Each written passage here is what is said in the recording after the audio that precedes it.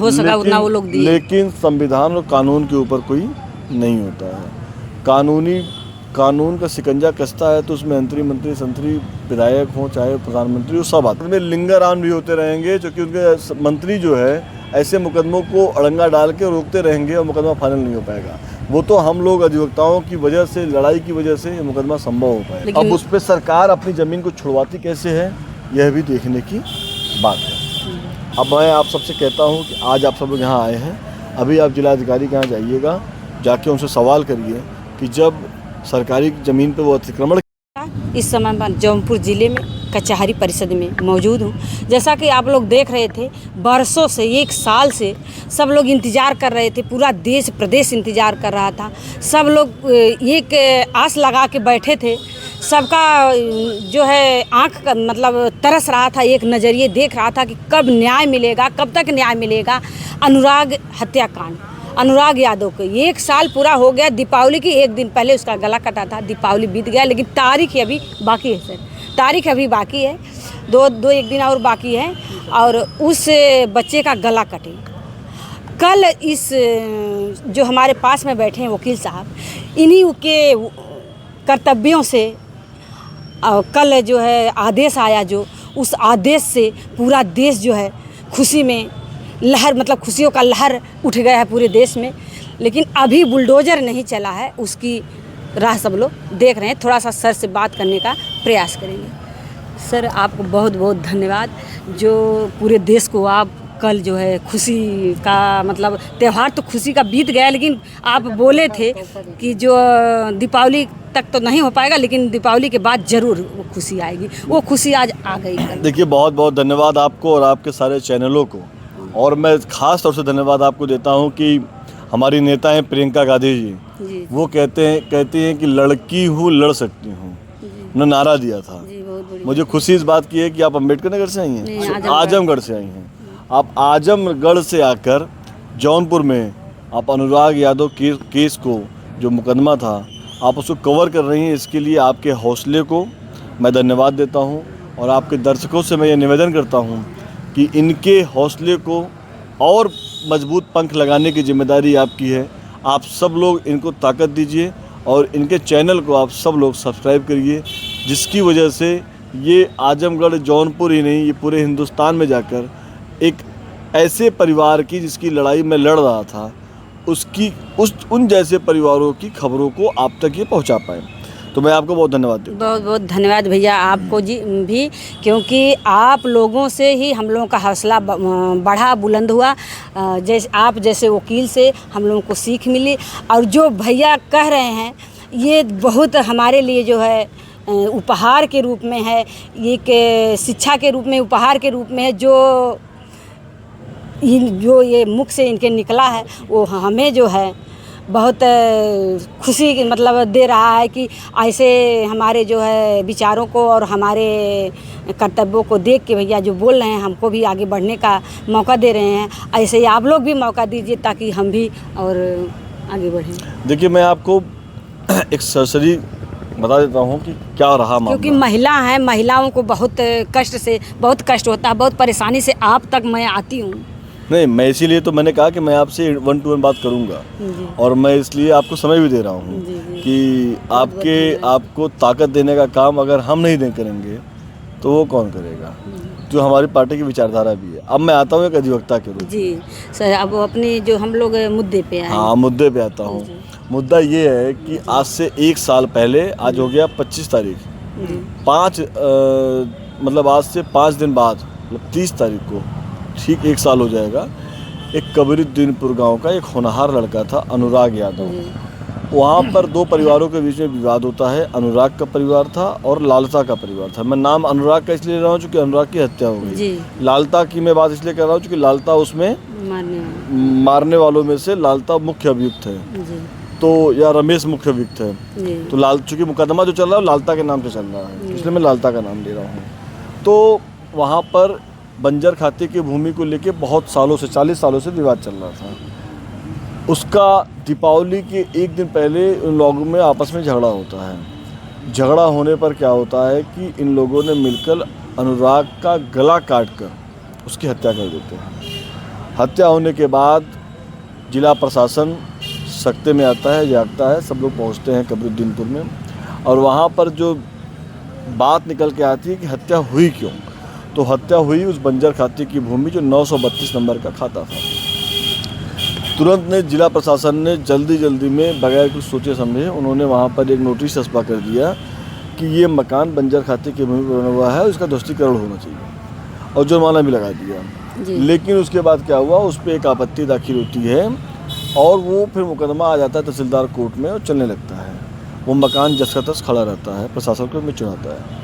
1 साल हो जाता है, ये आज 5 दिन बचे हुए हैं, मतलब 6 दिन पहले कल 24 तारीख को आदेश आता है उस मकान को गिराने का, ज़मीन दोस्त करने का, उसको बेदखल करने का। तो इन 1 सालों के बीच में बहुत सारी चीज़ें हुई। इसमें बहुत सारे सत्ता के लोग भी आए जिन्होंने अनुराग के जो कत्ल किए थे उनको संरक्षण देने के लिए तो दिया भी, उन लोगों ने पूरा भरपूर से संरक्षण दिया जितना हो सका उतना वो लोग दिए। लेकिन संविधान और कानून के ऊपर कोई नहीं होता है। कानून का शिकंजा कसता है तो उसमें मंत्री संतरी विधायक हों चाहे प्रधानमंत्री, वो सब आते हैं। तो बाबा साहब डॉक्टर भीमराव अम्बेडकर जो संविधान है वो इसीलिए बनाया गया था कि इस देश में एकता और समानता का अधिकार हो, सब लोग समान रूप से इस देश में रहेंगे और इस देश की संवैधानिक संस्था के द्वारा संचालित हमारा जो लोकतंत्र है उसकी रक्षा करने का जो अधिकार दिया वो दिया सरकार।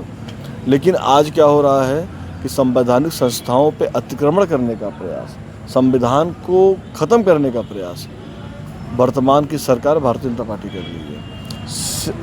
एक मैं आपको बताता हूं कि सुप्रीम कोर्ट के 5 जज, ये मैं इसलिए बता रहा हूं क्योंकि मैं इसको ऊपर से आपको समझाना चाहता हूं, आपको दर्शकों को समझाता हूं कि सुप्रीम कोर्ट के 5 जज सामने आकर खड़े होते हैं और कहते हैं कि हिंदुस्तान का संविधान और लोकतंत्र खतरे में है, क्योंकि भारतीय जनता पार्टी के जो प्रधानमंत्री हैं नरेंद्र मोदी और आरएसएस जो इनकी शाखा है राष्ट्रीय स्वयंसेवक संघ जो आरएसएस है, वो जो है इस देश के लोकतंत्र को ख़त्म करना चाहती है, देश की संवैधानिक संस्थाओं को ख़त्म करके कब्जा करना चाहती है। अब मैं आता हूँ आपको दिल्ली से लेके जौनपुर में क्या हुआ, अनुराग के परिवार के लोग दर की ठोकरें खाते रहे, वो न्याय की तलाश में घूमते रहे। ठीक 4 महीने पहले मुझसे जर्नलिस्ट लोगों ने, कुछ पत्रकार साथियों ने मुझसे बात की, उन्होंने कहा कि सत्यवीर भाई आप अनुराग का मुकदमा देखिए। फिर अनुराग के पिताजी हमसे मिलते हैं, पिताजी ने हमसे कहा सत्यवीर भाई आप मुकदमा देखिए। फिर मैंने कहा ठीक है, मैं इस परिवार की हालत को समझा और मैं जो है फाइल देखा और मैंने फाइल देखने के बाद फिर मैंने एक मुकदमा दाखिल किया अपर जिलाधिकारी भूमि राजस्व के न्यायालय में, आपके पीछे ही है, जो वहाँ की प्रधान है वंदना के द्वारा मुकदमा दर्ज कराया। जो उसमें रोड़ा अटका था वो नंबर था मिलजुमला नंबर 932। मिलजुमला नंबर में अलग अलग नहीं था, खाता अलग नहीं था। मैंने 932 किया, 932 में फाट बन के अलग हो गया, 3 भागों में बटा, क ख और ग। जब उसमें मैं ला के फिर तहसीलदार के यहाँ दिया, तहसीलदार ने उसकी रिपोर्ट मांगी, स्थलीय व्याख्या मांगी, फिर आरआई लेखपाल और कानून को जाके उसको नापते हैं। नापने के बाद 14 से उसमें तय हो जाता है कि क और ख और ग 3 अलग है। क में बंजर खाता है जिसमें 1-2 तल्ले का अवैध निर्माण मकान जो अतिक्रमण किया गया लालता के द्वारा वो बना हुआ है। फिर सरकार, फिर प्रशासन, तहसीलदार महोदय उसको सुनने के लिए, फिर उसके जो विपक्षी होते हैं वो कहते हैं कि हम इसमें आपत्ति देंगे, वो आपत्ति देते हैं, आपत्ति पे सुनवाई होती है और अब तक जितनी भी आपत्तियां और उस पर सब पड़े हुए थे दरखास्त, सबकी एक साथ सुनवाई 16 तारीख को होती है। सुनवाई के बाद इस फाइल को सुरक्षित रख लिया जाता है। कल 24 तारीख को इसमें एक बहुत शानदार फैसला आता है जो 7 पन्ने का फैसला है, आपके सम्मुख है। आज तक के मेरे जीवन में धारा 67 में 7 पन्ने का कोई कभी नहीं आया था, पहली बार सर ये पहली बार आया है। और इसमें स्पष्ट रूप से उसमें लिखा हुआ है कि प्रतिवादी लालता, लालमोहन और राजकुमार पुत्रगढ़ फेंकू कबरुद्दीनपुर परगना सरेमू तहसील जौनपुर को तत्काल प्रभाव से बेदखल किया जाता है। तत्काल प्रभाव से यानी कल ही उनको बेदखल कर दिया गया है। अब उस पर सरकार अपनी ज़मीन को छुड़वाती कैसे है यह भी देखने की बात है। अब मैं आप सबसे कहता हूं कि आज आप सब लोग यहाँ आए हैं, अभी आप जिलाधिकारी के यहाँ जाइएगा। जाके उनसे सवाल करिए कि जब सरकारी ज़मीन पे वो अतिक्रमण किया हुआ है तो अब तक वो मकान वहाँ क्या कर रहा है, आपने उसको हटवाया क्यों नहीं? इस सवाल को जरूर पूछिएगा। सर कैसे कैसे आप इस जैसे केस को बहुत मेहनत मतलब इस पे किए हैं, अब कितनी समय मतलब तो लगा, लेकिन कितनी मेहनत की है, क्या क्या परेशानी आपको आई? देखिए ऐसा है कि मैं परेशानी तो मुझे कुछ नहीं आई, क्योंकि मैं अधिवक्ता हूँ, रोज आता हूँ। परेशानी तो आप लोग को आई। आप धूप होता था, धूल होता था, ठंडी थी, बरसात थी, आप सब लोग, गर्मी थी, 45 डिग्री टेम्परेचर में आप यहाँ खड़ी रहती थी। तो मुझे तो खुशी इस बात की कि जो फैसला आया वो आपकी वजह से आप आया है, क्योंकि आप लोगों ने जिस तरीके से अपने आप को उस परिवार के साथ खड़ा करके ये संदेश देने का प्रयास किया कि वो अनुराग अकेला नहीं है, अनुराग का परिवार अकेला नहीं है, तो आप लोगों ने जो ताकत दी है उस वजह से ये फैसला आ पाया है। तो मैं तो धन्यवाद आपको देता हूँ। मेरा तो पेशा है, मैं रोज़ कचहरी आता हूँ 10 बजे, 5 बजे चला जाता हूँ।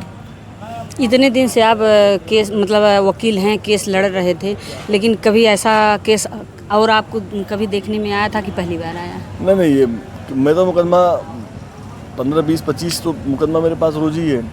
मेरे पिताजी यहीं बार के पूर्व अध्यक्ष हैं, तो हम लोग यहाँ पे चूँकि हमारा परिवार ही वकालत से जुड़ा हुआ है, तो मुकदमे तो बहुत हैं, लेकिन ये नृशंस हत्या करके और वो प्रशासन को सत्ता के दबाव में वो मुँह चिढ़ा रहा था, ऐसा मुकदमा हमारे पास नहीं था। और जैसे मुकदमा तो आप कह रहे हैं बहुत आया होगा, लेकिन ऐसा मुकदमा क्या कभी आया जो पूरा देश इंतजार कर रहा था?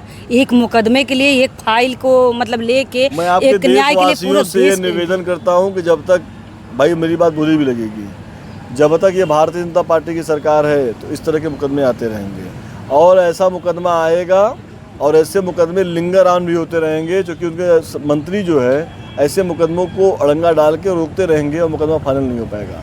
वो तो हम लोग अधिवक्ताओं की वजह से, लड़ाई की वजह से ये मुकदमा संभव हो पाया कि हमने इस पे विजय हासिल की और बेदखली का दी। यही चीज़ तो हम पूछे हैं आपसे कि कैसे कैसे आपको यहाँ तक पहुँच गए आप, यही चीज़ पहले आपसे। बहुत लड़ाई हुई है इसमें, मैं क्या बताऊँ। कोर्ट परिसर अगर आप लोग रहती तो देख ही रही थी कि चिल्लम चाली हो रही थी कोर्ट में, झगड़ा नौबत तक आ गई, गुत्थिम गुत्ता का नौबत आ गया, तो ये बहुत कुछ हुआ। अभी सब कैमरे पे कहने लायक नहीं है कोर्ट के अंदर की बात है, जो है, लेकिन हुआ, संघर्ष हुआ, संघर्ष। आपके संघर्ष से आज कल जो फैसला आया, बाकी जो है पूरा देश जैसे आपके खुशियों का गुणगान गा रहा है, आपके हुनर का गुणगान गा रहा है, तो क्या अगर कोई और ऐसी विपत्ति में फंस जाए तो आपसे मिलना चाहे, आपका नंबर चाहे, मैं कह रहा हूँ, मेरा नंबर है 90 44 77 42 26, 9044774226। नाम है सत्यवीर सिंह, रहने वाला हूँ बदलापुर का,